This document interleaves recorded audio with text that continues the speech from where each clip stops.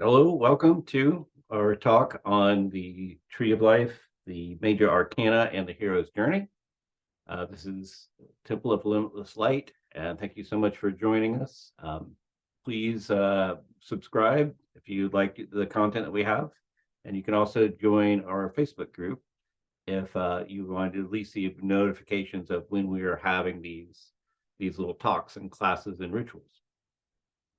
So what we're talking about today is the Major Arcana and the Hero's Journey. The Hero's Journey was an idea put forth by Joseph Campbell in the book Hero with a Thousand Faces. Joseph Campbell was a PhD and a studier of comparative religions and mythology. And what he noticed was that there was something called a monomyth, a super story that contained all the stories that were ever told throughout time and different cultures. This is our story. This is the story of us. It is the story that we go through in our lives. And so it is the ultimate story that contains all the other stories. Now, the Major Arcana of the Tarot has 22 cards, but it doesn't really seem like there's a whole lot of order to what we're seeing there. And we have in the 1800s, 1900s, here, let me share my screen. The Kabbalah was used as a way to organize the 22 Major Arcana cards. And you can see the little paths on the tree. You can see the Major Arcana laid out on them, which is nice. It's helpful, but it doesn't really tell us a whole lot more. I mean, hidden within the Major Arcana are archetypes, which are a concept for Carl Jung, giving us access to the collective unconscious and, relate stories of our lives.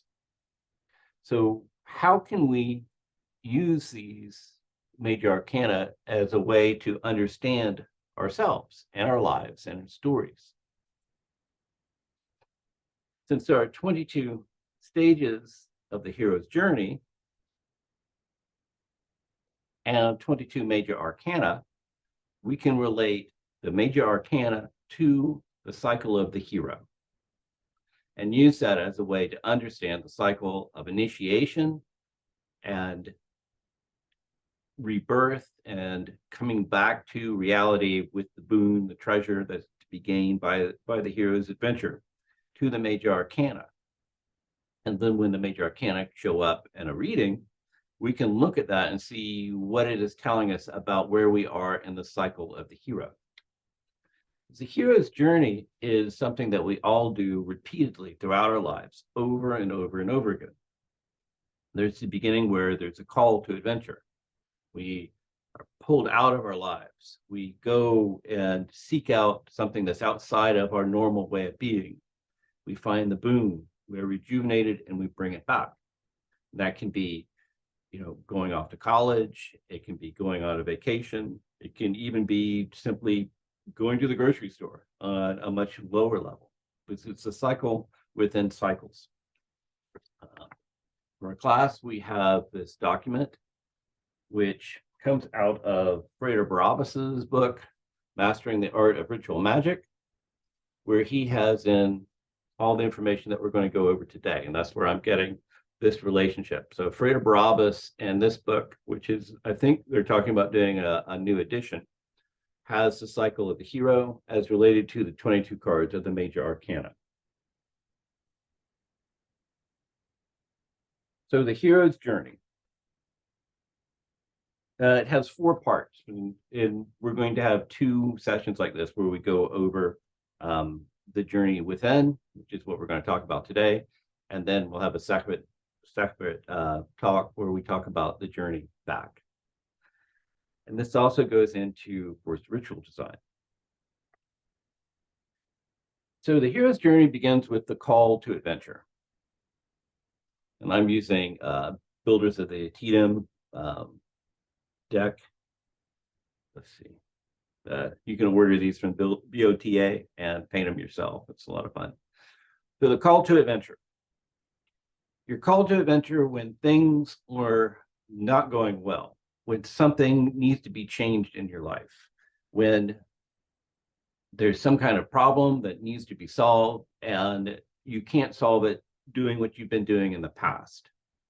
You're called to adventure, just as though, like Luke Skywalker is called to adventure, because you can't stay on the farm anymore. The solution to your problems isn't in your normal social environment. So this is where everything begins.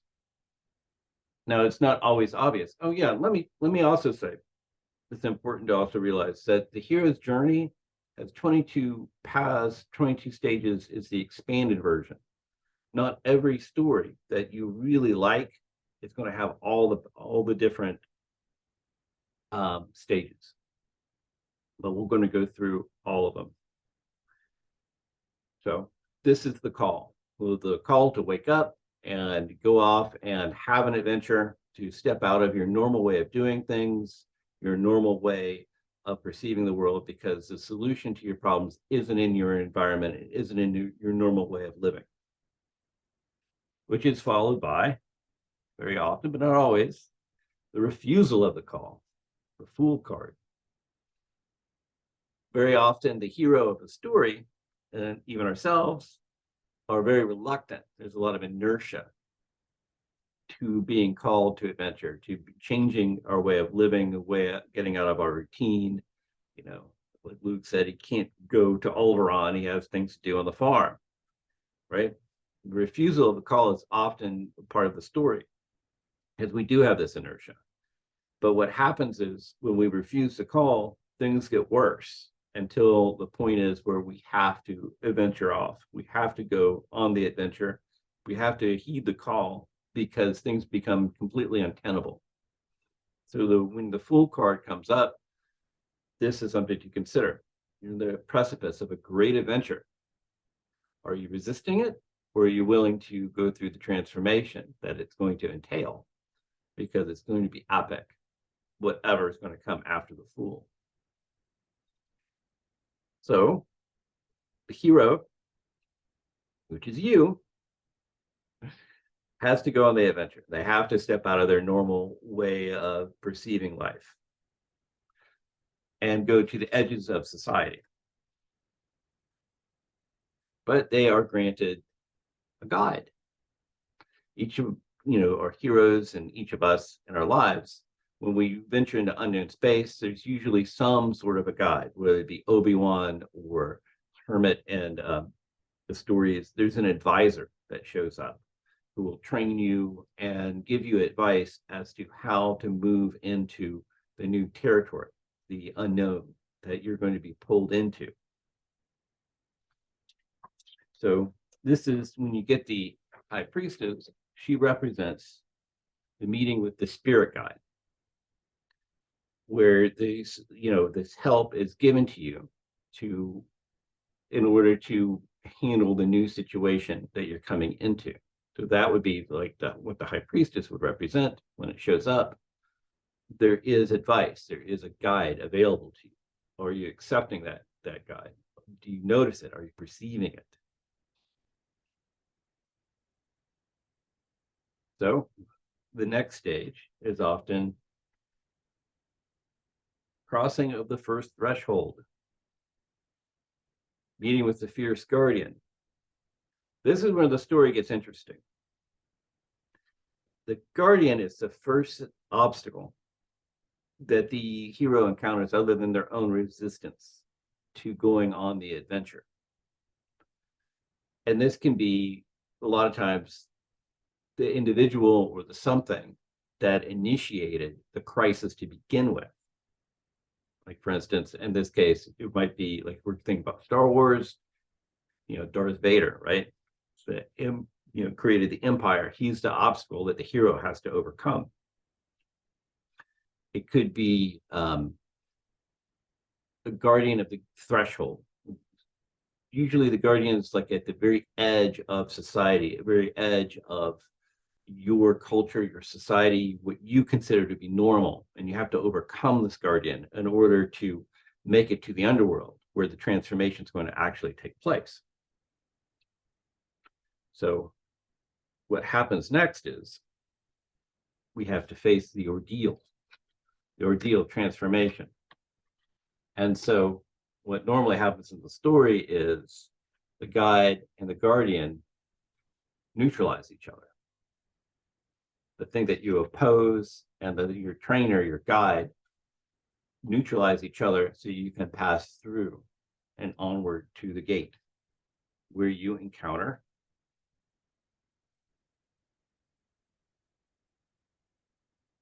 this is in the belly of the whale, the blasted tower. This is the first ordeal. It's when you leave your comfortable way of being, then everything has to be sort of torn down. Once you get to the edge of your culture, your society, your known way of doing things, it has to be all torn down, it has to be shattered. Because if you move into the underworld, you're going to have to change. Transformation requires a certain level of destruction.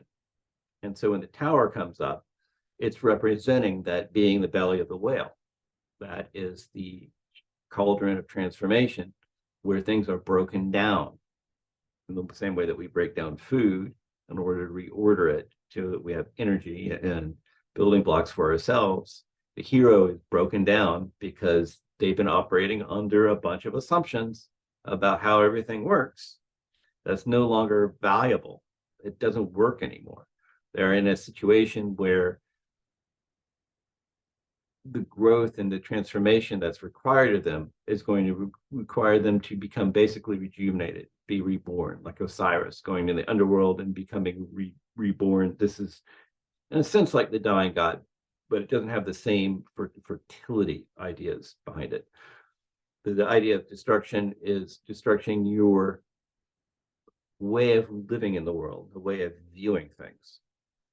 It's a learning experience. So when the tower comes up,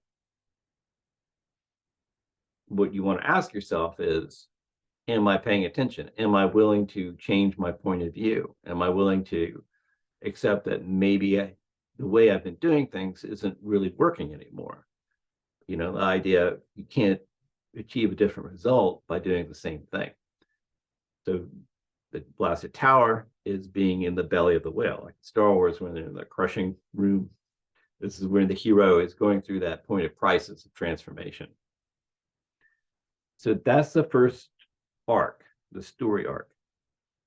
In the beginning of like a movie or a book or a story that you really like in The Hobbit, Gandalf shows up, says, hey, you know, we need you to go and work with these dwarves. I want you to be the guide. So he's the guide.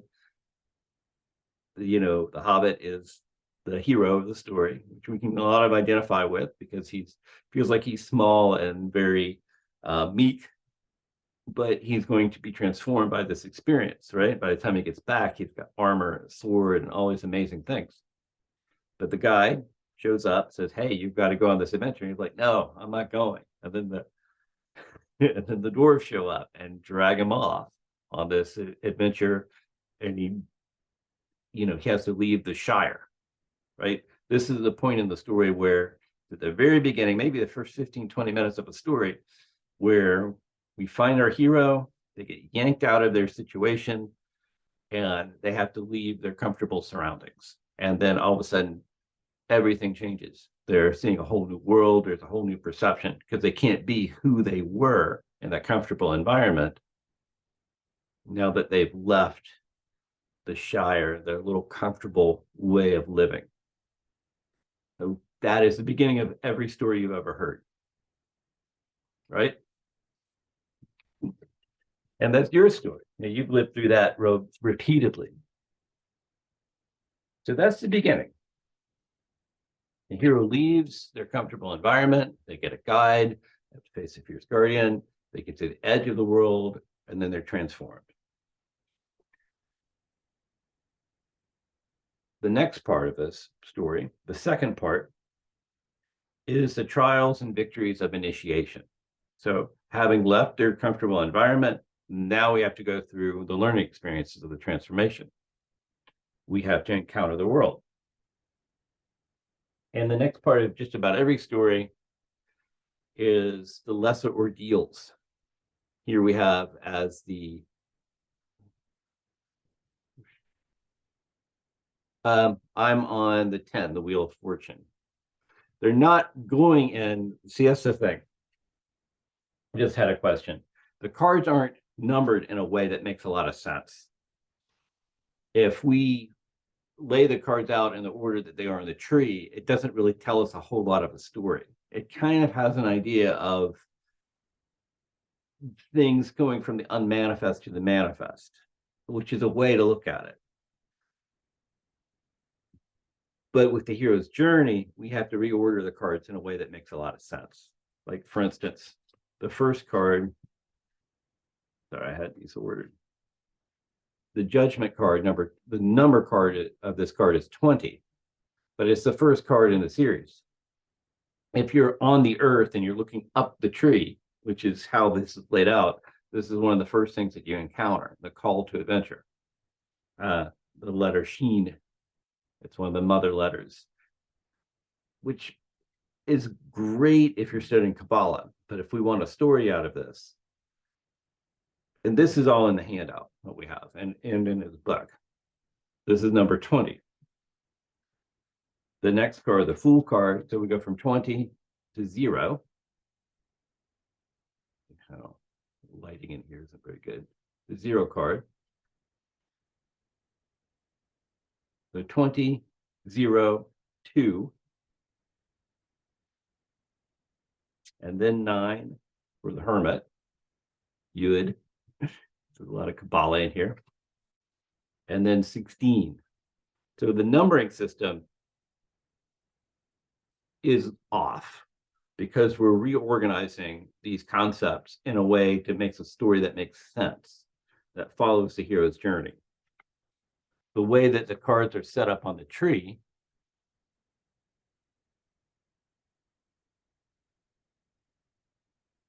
is Kabbalistically. So the first card from like at the top, this is Kether, the crown, the source of all things, a point in space, is the Fool, which is pure energy. It's related to the ox. It's the breath of the creator before the word is spoken that's going to create the universe. Followed by the magician, it's the first card, which is the intelligence and the vibration. And that goes into the supernals and blah, blah, blah. And so what we have to traditionally as a way to understand the order of the major arcana is the tree of life. That's where they're getting the order from. And they're relating it to the Hebrew alphabet. By relating it to the hero's journey, we get something that's a little bit more tangible that we can really more feel, because it really relates more to our experience. Both are useful points of view, but what we're talking about now is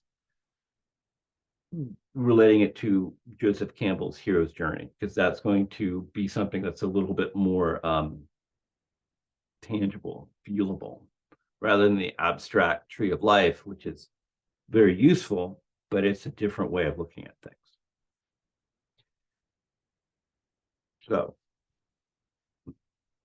the second part of the hero's journey, that there are 4, is the trials of initiation.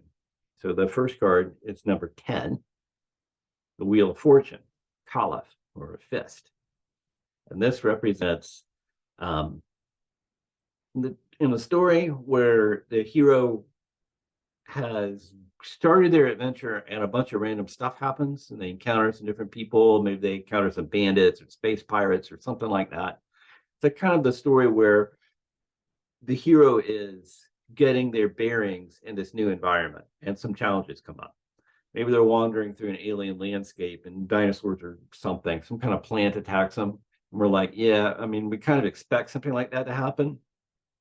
This is the part of the story where the hero is getting their footing in the new environment and understanding what's valuable about their old life and what needs to be let go of. The hero at this point in the story is learning some things, some values that they had probably aren't useful anymore. They may have some naivete that they have to give up. Like, for instance, when Luke Skywalker was in the bar and the guy's threatening him, and Obi-Wan, who's his guardian, takes care of the situation.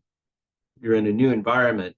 You have to let go of some of your old ways of being and focus on new ones. So here, the road of trials, the lesser ordeals. So when this comes up, what you're going through are the lesser ordeals.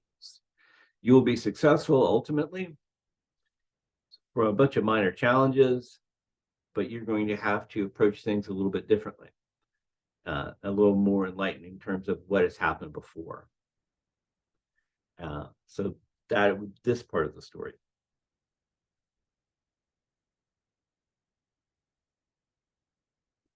So having left their environment, starting to get their footings in their new environment of the hero, the transformation begins. And this is where it really, really starts to hit. The next card is the Lovers, which is number 6. Is AM, the sword. This is the lesson that starts to be the lesson that the hero is going to learn.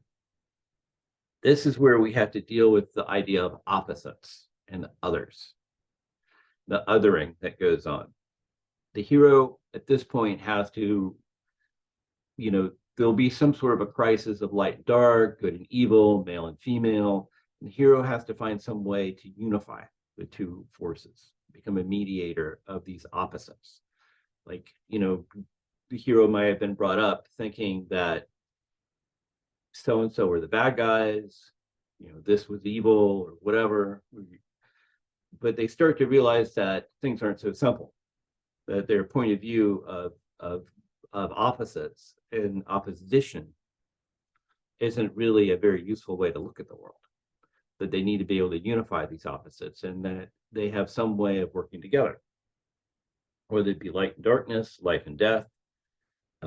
Their metamorphosis is to be able to mediate this conflict, which is what instigated all this to begin with. Get to the core of the conflict and understand it a little bit better. So when the Lover shows up, that's when you want to think about, am I othering? Am I saying that I'm not them? It's that this other person is my enemy because everyone knows, right? Perhaps you're not perceiving things correctly. Maybe you're making something into an opposite or an other when it could be something that could help you. And you have to mediate that change.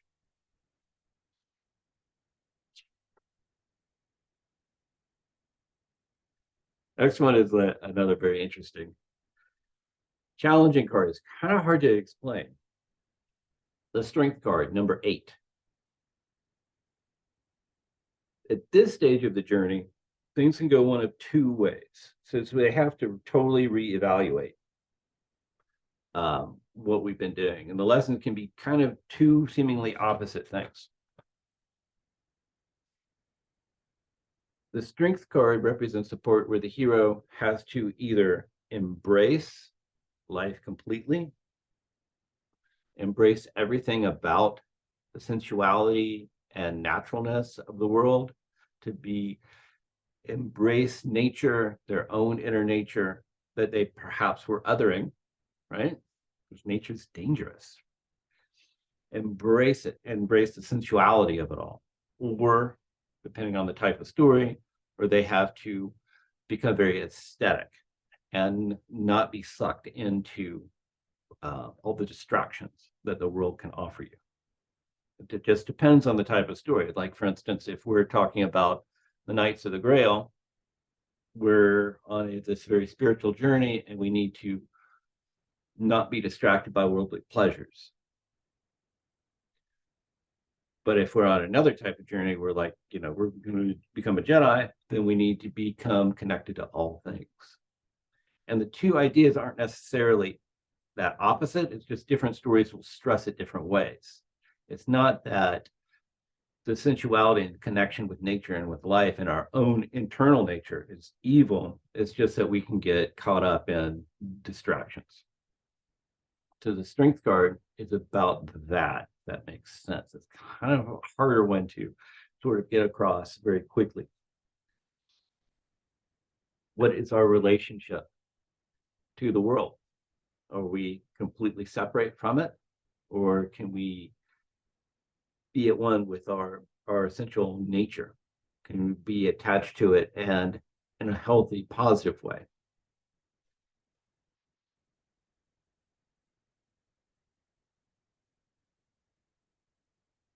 But I think really what the important thing here is that we're defining our way of being for ourselves. And it's not based off of what we've been told before or what other people say or, you know, what we've been handed up until this point.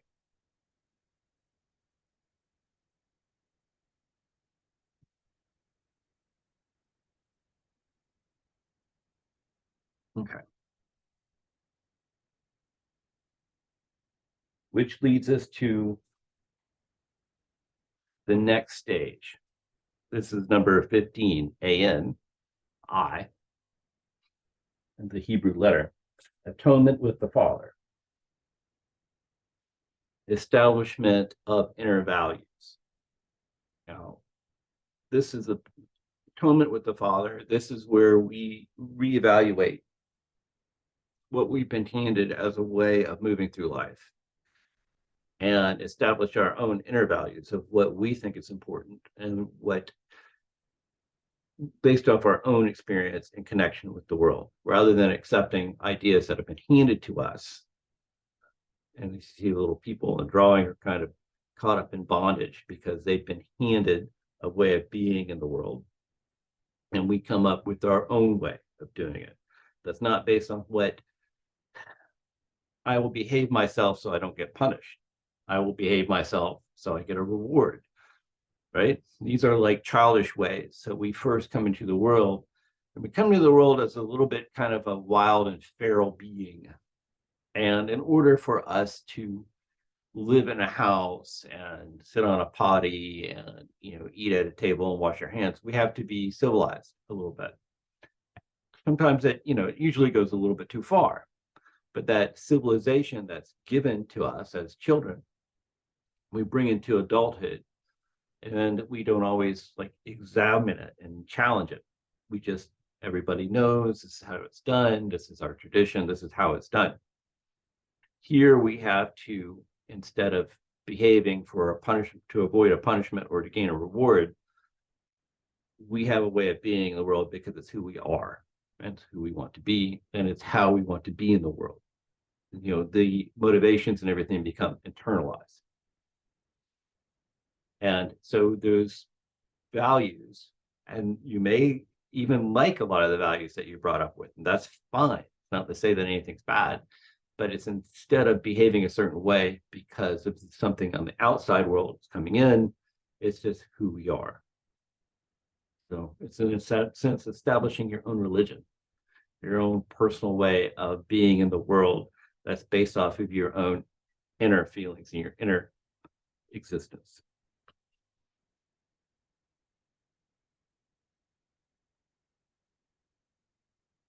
Which brings us to apotheosis. And this is card number 1, the magician. Doesn't, if I could show it. Anyway, this is the magician card. I can't really see it on my screen very well. Self as exalted being. So the hero has been called out of their slumber by a crisis, been guided and challenged, and had everything they knew kind of crashed down, and they've been rebuilding themselves, right? A lot of times in the story, you will see the hero will go on an adventure, they'll be given all kinds of tools and devices and stuff, and they'll be tossing them aside. Like, why did the hero drop their gun and their cool sword and their magic helmet? because they don't really need those things anymore, because they're becoming transformed by their adventure into a state where the boons are within them. So apotheosis is the self as exalted being. At this point, the hero has integrated the lessons and transformed, given up the old ways of being and internalized it. And now they are the mediator between the upper world and the outer, the inner and the outer worlds. This is the point which they're ready to receive the ultimate boon. But at first they had to transform. They couldn't approach the ultimate boon, the ultimate prize of the journey, as the childish, unpolished person that they were to begin with. They had to go through this point of transformation where everything they knew was torn down, and they rebuilt it back up in a way that made more practical sense to them. At this point, they're essentially a self-made person. Oops.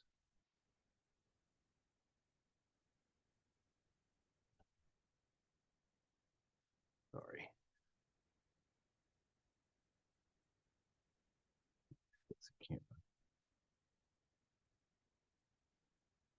Sorry about that. Apotheosis. So this is the point at which the hero has, I am now a Jedi. I am now a wizard. I am a great warrior. I have achieved this thing. This is when you get your black belt in the story. And what it means is now you're actually really ready to begin the adventure. You're initiated to, you have been initiated to the first degree. You're ready to really start being an adventurer. You're the starfighter. You've done it.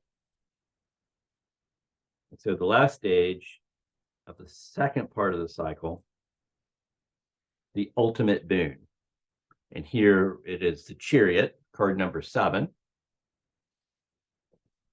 So now that you're at the point of initiation, you can be given the truth. Now is when the hero, there's a great reveal in the story, right? Every story, if it's worth a damn, has a big reveal in it, right? It starts out like, oh, you need to go get the golden fleece. You need to go get the waters of life. You need to go get the stone of destiny, right? The hero gets there. They've gone through all these vicissitudes and adventures and everything. And then the big reveal, like, oh, you always had, could have gone home anytime you wanted. The waters of life is within us, something like that. But this is the big reveal where the hero finally finds out who they are, what their great destiny is. Darth Vader's your father. This is the point. It's like the hero just thought they were off to go get some little thing and bring it back, but no, you have a destiny. It's much bigger than you realized. And this is the ultimate boon. The secret knowledge of the soul is revealed. This is where the hero is told who they are and what place they have in the world and what their real adventure is, because it's always going to be something much bigger and more awesome than they originally thought it was. And that is the Chariot. So this is where the hero is going down into the underworld. They've left their normal life. They've gone down. They've been through all these adventures. They've been stripped away of all the things that are unnecessary. They sort of rebuilt themselves, and they find out you have a great destiny. This is what you're really going to have to do. And what's going to become next in the next talk is the journey backwards, back to reality. And the hero finds out what their destiny is, what their place in the universe is. And we go through cosmology, where we talk about the creation of the universe and everything. That's what comes up next. And that's what we'll have in part 2, is the return journey. So thank you so much for coming for our talk. And it was just that you get a copy of Marn if you find this interesting, and Joseph Campbell, Joseph Campbell has a lot of interviews with Bill Moyers on YouTube that you can watch. Hours and hours of fascinating information about hero's journey, which is our journey, which is ultimately our adventure. And it's also the design of ritual. A really good ritual follows the hero's journey, which we'll talk about more next time. You know, we're doing our normal thing. We're called to do ritual. We go through the underworld with our guides. We face an ordeal. We grab the boon and we bring it back to rejuvenate our lives. And we'll talk about that more next time. Thank you so much. Thank you for coming. And subscribe if you'd like. Thanks.